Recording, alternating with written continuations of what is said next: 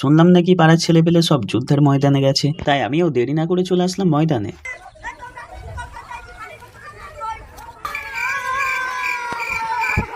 Dolphin কোথা থেকে এলো খেলার মাঠে?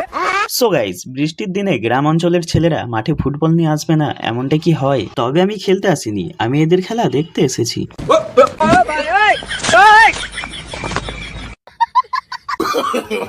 No, no, no, no.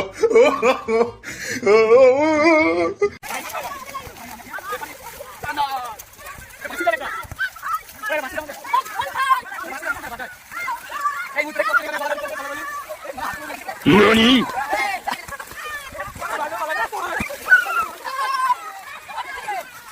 কত সুন্দর মুহূর্ত, তাই না?